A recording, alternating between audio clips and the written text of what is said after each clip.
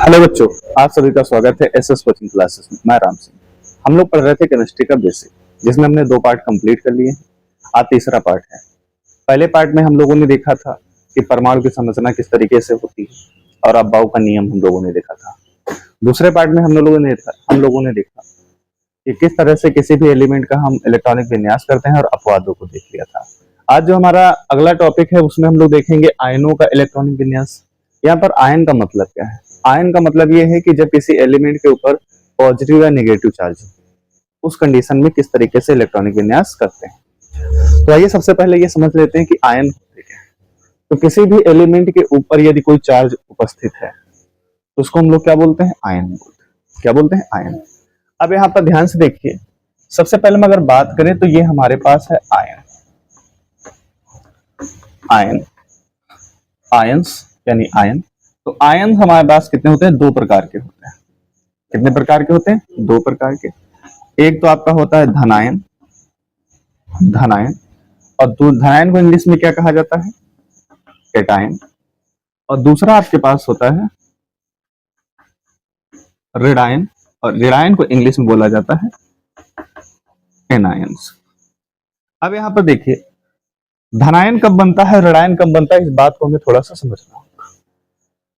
किसी भी एलिमेंट पे पॉजिटिव चार्ज, धनायन का मतलब यहां पर है धनावेश यानी पॉजिटिव चार्ज, ये देखिए। और ऋणायन का मतलब है किसी भी एलिमेंट पर कैसा चार्ज है? नेगेटिव चार्ज है। तो ये पॉजिटिव चार्ज और नेगेटिव चार्ज कब आएगा किसी भी एलिमेंट के ऊपर? तो यहाँ पर थोड़ा सा समझिए, अगर किसी एलिमेंट के ऊपर पॉजिटिव चार्ज है तो इसका मतलब उसने क्या किया है? इलेक्ट्रॉन का दान किया। क्या किया है? इलेक्ट्रॉन का दान किया है। अगर किसी एलिमेंट के ऊपर निगेटिव चार्ज है, इसका मतलब बेटा उसने क्या किया है? इलेक्ट्रॉन का ग्रहण किया है।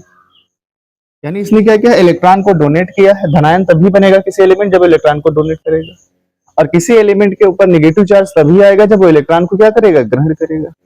अभी सपोज करिए भाई, आपके पास 10 इलेक्ट्रॉन थे, है ना? आपसे मैंने 2 इलेक्ट्रॉन ले लिए, तो मैंने इलेक्ट्रॉन का दान किया या मैंने इलेक्ट्रॉन को ग्रहण किया है? मैंने ग्रहण किया। मैंने आपसे 2 इलेक्ट्रॉन लिए तो मैंने तो इलेक्ट्रॉन तो ग्रहण किए, पर आपने क्या किए हैं? दान किए। तो आपने दान किए तो आप पर कैसा आएगा? धन चार्ज आएगा, धनावेश आएगा।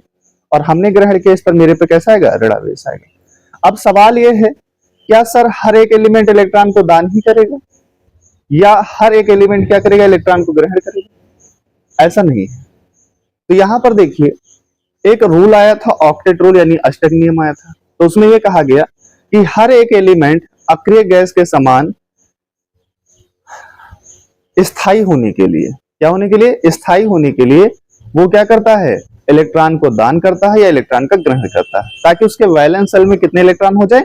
8 इलेक्ट्रॉन हो जाए। और जैसे उसके वैलेंस शेल में 8 इलेक्ट्रॉन हो जाएंगे तो उसका जो इलेक्ट्रॉनिक विन्यास हो जाएगा वो किसके अनुसार हो जाएगा? वो अक्रिय गैसों के समान हो जाएगा, और वो क्या हो जाएगा? स्थायी हो जाएगा। तो देखिए, कौन दान करेगा और कौन ग्रहण करेगा, इस बात को समझने के लिए यहाँ पर आपको समझना होगा संयोजी इलेक्ट्रॉन।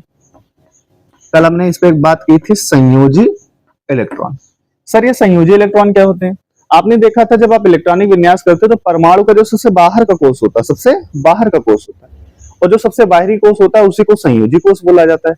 और उस कोष में जो इलेक्ट्रॉन होते हैं उनको क्या बोला जाता है? संयोजी इलेक्ट्रॉन बोला जाता है। तो याद रखना, अगर किसी भी एलिमेंट के संयोजी कोष में कितने बेटा? संयोजी कोष में 1 इलेक्ट्रॉन होगा, 2 इलेक्ट्रॉन होंगे या फिर 3 इलेक्ट्रॉन होंगे, तो वो हमेशा क्या करेगा? इलेक्ट्रॉन को दान करेगा। क्या करेगा? हमेशा इलेक्ट्रॉन का दान करेगा। तो अगर किसी एलिमेंट के अंतिम सेल में यानी वैलेंस सेल में 5 इलेक्ट्रॉन हो, 6 हो और ये 7 हो, तो वो हमेशा बेटा क्या करेगा? ग्रहण करेगा। क्या करेगा? ग्रहण करेगा। क्यों ग्रहण करेगा? कारण ये है कि सपोज करिए किसी के पास 1 इलेक्ट्रॉन है अंतिम कोष में, वैलेंस शेल में 1 इलेक्ट्रॉन, और उसको पूरे करने हैं 8, तो शायद किसी से 7 इलेक्ट्रॉन लेने में उसको बहुत कठिनाई होगी, तो इसलिए क्या करता है? अपना 1 इलेक्ट्रॉन दान करके स्वयं स्थायी हो जाता है। किसी के पास 2 है तब भी ये दान करेगा, और किसी के पास 3 है तब भी ये क्या करेगा? दान करते। ठीक है। और जिसके पास 5 है तो 5 से 8 में 5 दान करना कठिन है। 5 है तो 5 दान करना कठिन है, सामने वाला एलिमेंट ले रहा है कि नहीं ले रहा। लेकिन अगर 7 है, मतलब 5 है, 3 लेना आसान है, 6 7 8 3 उसने क्या किया? ले लिए। ठीक। हाँ, अगर किसी के पास 7 है तो 1 इलेक्ट्रॉन ले लेगा तो 8 हो जाएंगे। तो अंतिम सेल में कितना इलेक्ट्रॉन होना है? 8 इलेक्ट्रॉन होना है। ये बात आपको समझनी है, ठीक है। अब सवाल मन में विचार आता होगा, सर अगर किसी के पास 4 हो तब क्या करेंगे? 8 वाला तो स्थायी पहले से है, वो तो ना लेगा ना देगा। लेकिन अगर किसी के वैलेंस सेल में 4 इलेक्ट्रॉन है तो क्या करेगा? तो भाई उसको बराबर पॉसिबिलिटी है, वो 4 दान भी कर सकता है और 4 ग्रहण भी कर सकता है। 4 दान करके भी स्थायी हो सकता है और 4 ग्रहण करके भी स्थायी हो सकता है। तो उसके पास तो दोनों पॉसिबिलिटी है, तो दान भी कर सकता है और ग्रहण भी कर सकता है। क्या इतनी बात आपको समझ में आ गई? अब यहां पर आगे देखिए, तो संयोजी कोष में अगर संयोजी इलेक्ट्रॉन 1, 2, 3 होंगे तो हमेशा क्या करेगा? दान करेगा। इलेक्ट्रॉन का क्या करेगा? दान करेगा। अगर 5, 6, 7 है तो हमेशा क्या करेगा? इलेक्ट्रॉन का ग्रहण करेगा। इसी तरह आप यहां पर इसको समझिए थोड़ा सा, कि जैसे मान लीजिए आपने कभी देखा होगा सोडियम है। मैं एक एग्जांपल बताता हूं, सोडियम 1s2, 2s2, 2p6 और 3s1। अब यहां पर इसका हम बोर-बरी स्कीम के अनुसार करें तो 2, 8 और 1। अब यहां पर देखिए इसके पास वैलेंस सेल में कितना इलेक्ट्रॉन है? 1 इलेक्ट्रॉन है। तो अब आपको सोचना पड़ेगा कि अब मन में विचार ही नहीं आना चाहिए कि सर ये दान करेगा कि ग्रहण करेगा। आपने क्या देखा? सर ने बताया था कि अगर कभी भी लास्ट में वैलेंस सेल में 1 इलेक्ट्रॉन है तो ये क्या करेगा? अपना 1 इलेक्ट्रॉन यहां से क्या करेगा? ये इलेक्ट्रॉन दान कर देगा। तो जब ये 1 इलेक्ट्रॉन दान कर देगा तो इस सोडियम पर क्या आएगा? पॉजिटिव चार्ज आएगा कि नहीं आएगा? क्योंकि इसने 1 इलेक्ट्रॉन दान कर दिया। अब सवाल यहां पर यह है कि सर ये इलेक्ट्रॉन दान तो करेगा, पर कहां से करेगा? तो भैया एक बात बताओ कि जैसे आपको मैं एक एग्जांपल देता हूं कि जैसे देखो ये हमारे पास क्या है? नाभिक है, और यहां से देखिए ये इसकी परमाणु की संरचना हो गई। यहां पर 2 है, यहां पे 8 है और यहां पर 1 है। तो ये सोडियम नाभिक की संरचना है। अब यहां पर देखो ये पॉजिटिव चार्ज है और इलेक्ट्रॉन पर कैसा चार्ज होता है? निगेटिव चार्ज होता है। तो दोनों के बीच में क्या लगता है? आकर्षण बल लगता है। दोनों के बीच में क्या? आकर्षण बल है। तो इनके बीच में आकर्षण बल ज्यादा है कि इनके बीच में आकर्षण बल ज्यादा है, या इनके बीच में आकर्षण बल ज्यादा है? तो सबसे ज्यादा आकर्षण बल इनके बीच में, फिर इससे ज्यादा इनके बीच में, इससे कम इनके पास है, और फिर सबसे कम इनके पास है। जैसे कि एग्जांपल की हम बात करें कि जैसे मेरा एक घर बना हुआ है, देखिए जरा, मेरा मकान यहाँ पर बना हुआ है, ये मेरा मकान है, मैं यहाँ पे भाई रहता हूँ, और मेरे मकान के बाहर 1, 2, 3, 4 खेत हैं, और सब में मैंने क्या किया? बढ़िया तरबूज की खेती कर दी। किसकी खेती कर दी? तरबूज की खेती कर दी। चारों खेतों में मैंने तरबूज की खेती की। अब जरा उदाहरण अगर मैं आपसे पूछूं कि आपके खेत में चोरी सबसे आसानी से कहां से होगी, तो आप क्या जवाब देंगे? सर जो खेत हमारे घर से सबसे दूर है वहां चोरी आसानी से हो जाएगी। क्यों हो जाएगी? क्योंकि इस आपके घर में जो लोग रह रहे हैं उनकी नजर इस पर सबसे ज्यादा है, उससे कम इस पे, उससे कम इस पे, यानी सबसे कम नजर किस पे पड़ रही है? इस पे पड़ रही है। तो चोर आसानी से आके यहां से चोरी करके चला जा सकता है। उसी तरीके से जो सबसे बाहरी कोष होता है वहां पर सबसे बाहरी कोष के इलेक्ट्रॉनों पर आकर्षण बल क्या होता है? सबसे कम होता है, इसलिए इलेक्ट्रॉन यहां से निकल जाएगा। तो सबसे कहां से निकलेगा? तो जिसका कोष का नंबर सबसे बड़ा होगा। ये पहला कोष है, ये दूसरा कोष है, तीसरा कोष है। तो सबसे बड़ा कोष नंबर किसका है? इसका है, 3। देखिए 1, 2 और ये क्या है? तीसरा। तो तीसरे से निकलेगा, तब यहां पर क्या बनेगा? 1s2, 2s2 और 2p6। अब यहां पर देखो 2 और ये 8, तो वैलेंस सेल में 8 इलेक्ट्रॉन हो गए कि नहीं हो गए? तो ये स्थायी हो गया। इसलिए आपने देखा होगा कि सोडियम कभी +1 के अलावा कभी +2 चार्ज नहीं बनाता, कभी +3 चार्ज नहीं बनाता, हमेशा क्या बनाता है? +1 चार्ज बनाता है। क्या इतनी बात आपको समझ में? और एग्जांपल देखिए, जैसे मान लीजिए यहां पर आपको ये आपका आयन है। अब इनको दोनों को पढ़ेंगे क्या? सवाल ये है। तो देखो पढ़ने का भी तरीका है। इसको आप सिर्फ पढ़ेंगे सोडियम, क्या पढ़ेंगे? सिर्फ सोडियम पढ़ेंगे। लेकिन जब ये प्लस लगा होगा तो इसको आप सोडियम नहीं पढ़ेंगे, सोडियम आयन पढ़ेंगे। क्या पढ़ेंगे? सोडियम आयन, क्योंकि इस पर चार्ज होने के कारण आयन शब्द लगाना जरूरी है। तो उसको क्या पढ़ोगे? सोडियम पढ़ोगे। अब इसी तरह से अगर हम मैग्नीशियम की अगर एक और एलिमेंट हम ले लें, जैसे हमने लिया Mg12 होता है, ये 11 होता है, ये हम जानते हैं। अब देखो हमने आपसे कहा था कि अगर परमाणु उदासीन नहीं है, तो परमाणु अगर उदासीन नहीं है तो उसका परमाणु क्रमांक उसके इलेक्ट्रॉन के बराबर नहीं हो सकता। मतलब कहने का सीधा सा मतलब है कि प्रोटॉन और इलेक्ट्रॉन की संख्या बराबर नहीं होगी। क्यों? अभी इसका परमाणु क्रमांक तो 11 ही है, लेकिन 1 इलेक्ट्रॉन निकालने के बाद इसके पास इलेक्ट्रॉन कितना बचा? 10 ही तो बचा। बात समझ में रही? लेकिन जब ये उदासीन था तो इसके पास देखो 11 इलेक्ट्रॉन थे, उसके पास प्रोटॉन भी कितने हैं? 11 है। क्लियर है? अब यहाँ पे देखिए मैग्नीशियम हमारे पास क्या है? 12 है। तो तो ये हो जाएगा 1s2 2s2 और 2p6 और 3s2। क्या आएगा बेटा? 3s2 आएगा। तो ये आपके पास हो गया 2 8 2, कितना हुआ? 2 8 2 हो। अभी मैग्नीशियम के पास वैलेंस शेल में कितने इलेक्ट्रॉन है? तो ये कितना चार्ज बना सकता है? मैक्सिमम 2 चार्ज बना सकता है। इसलिए आप लोगों ने देखा होगा आपको लिखा हुआ मिलता है Mg+2, लिखा हुआ मिलता है Mg+2, क्योंकि किसी यहां से 2 इलेक्ट्रॉन निकाल देगा, मतलब यहां से इसके 2 इलेक्ट्रॉन बाहर निकल जाएंगे। तो क्या बनेगा? 1s2 2s2 और ये बेटा 2p क्या हो गया? 6 हो गया। अब देखिए 2 और 8, तो वैलेंस शेल में 8 इलेक्ट्रॉन हो गए कि नहीं हो गए? तो ये क्या हो गया? स्थायी हो गया। तो इस तरीके से हम क्या करेंगे? धनायनों का इलेक्ट्रॉनिक विन्यास करेंगे। अभी आप इसको नोट कर लीजिए, हम आगे कुछ और एग्जांपल देखते हैं ताकि चीजें जो है वो क्रिस्टल क्लियर हो जाए। ठीक है, नोट करिए इसको जल्दी से।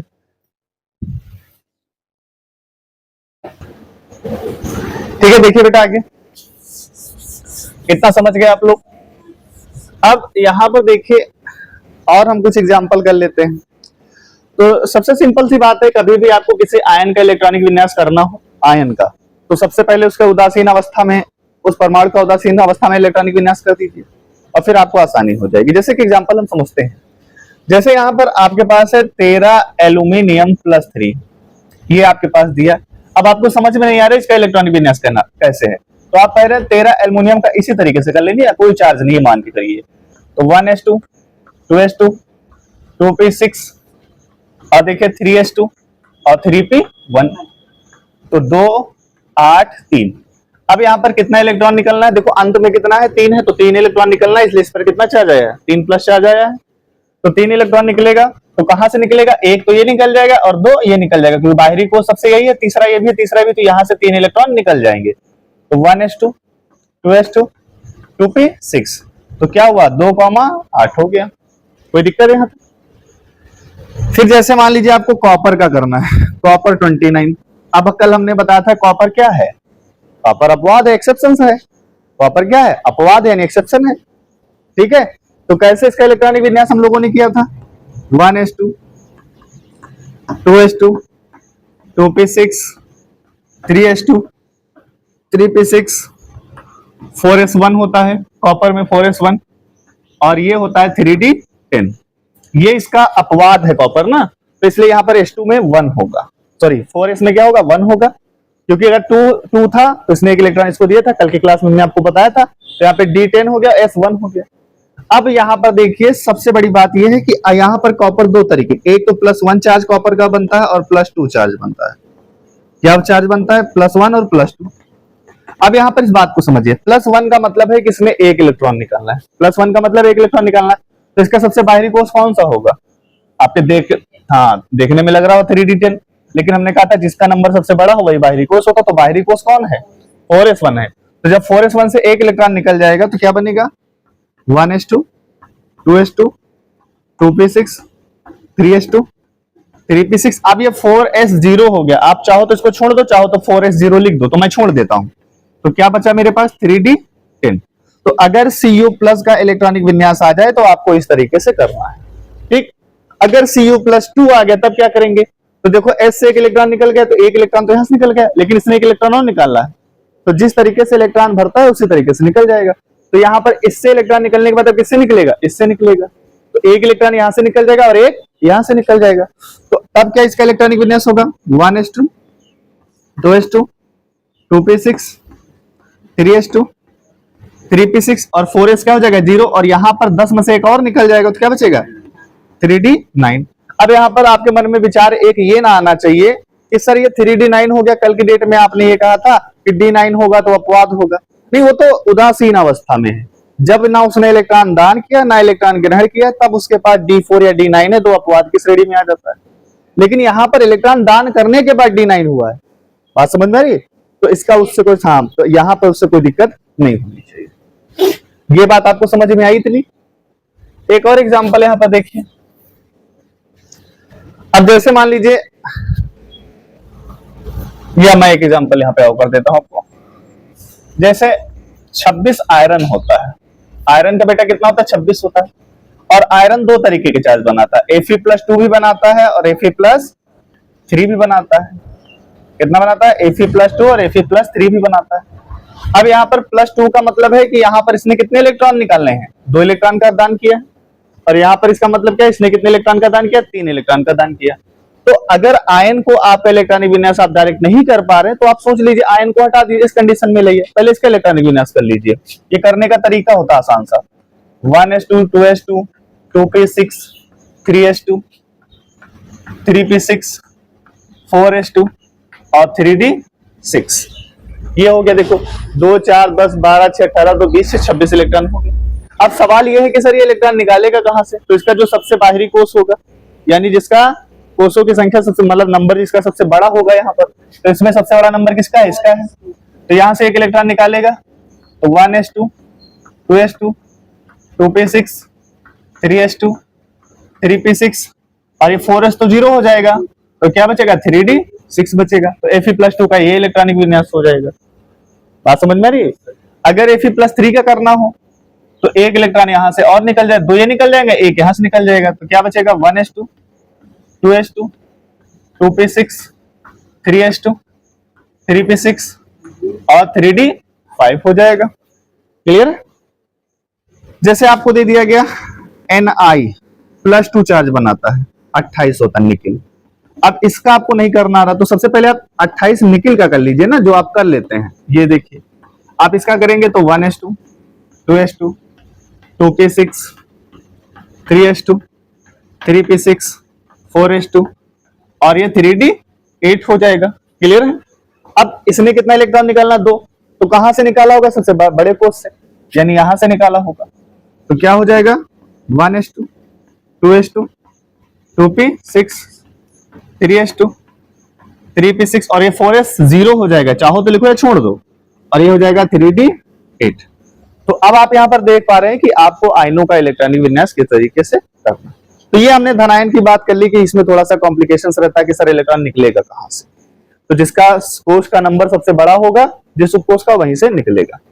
लेकिन अगर हमारे पास कोई ऋणायन हो, जैसे मान लीजिए क्लोरीन है -17 है, Cl-1 है, क्या है, Cl-1 है, तो अब सिंपल सी बात है, पहले 17 क्लोरीन का कर लीजिए।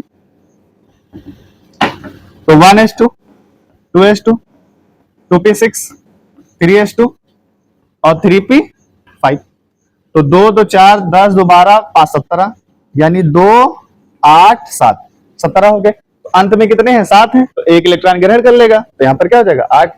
तो इलेक्ट्रॉन कहां पर आएगा, इसके 5 है तो इसी में जगह खाली है, तो इसी में आ गया इलेक्ट्रॉन, यहाँ पर ठहर जाएगा। तो 1s2 2s2 2p6 3s2 और ये क्या हो जाएगा, 3p6। तो देखिए 18 हो गए, 2 2 4 6 10 2 12 6 18 इलेक्ट्रॉन, यानी इसका ये क्या हो गया, 2 8 8, तो वैलेंस शेल में 8 हो गया, स्थायी हो गया। बात समझ में आ रही है। तो जब ऋणायन हो तो आप एज इट इज जैसे इलेक्ट्रॉन आ रहा वैसे छोड़ दीजिए, और धनायन में क्या याद रखना कि इलेक्ट्रॉन कहां से निकलेगा, जिसका कोष की संख्या यानी जो कोष का नंबर सबसे बड़ा होगा, यानी सबसे जो बाहर का कोष होगा। इतनी बात आपको समझ में आ गई। अगर बेटा आपको आयनों का इलेक्ट्रॉनिक विन्यास करना आ गया है, अगर नहीं आया है तो आप इसको 2 से 3 बार देखिए, आपको पूरा समझ में आ जाएगा। और हाँ, अगर आपको वीडियो पसंद आया है तो चैनल को लाइक और सब्सक्राइब करना ना भूलिए, और ज्यादा से ज्यादा शेयर करिए ताकि ये वीडियो अधिक से अधिक लोगों तक पहुंच सके। Okay, thank you. आप लोग इसको जल्दी से नोट कर लीजिए।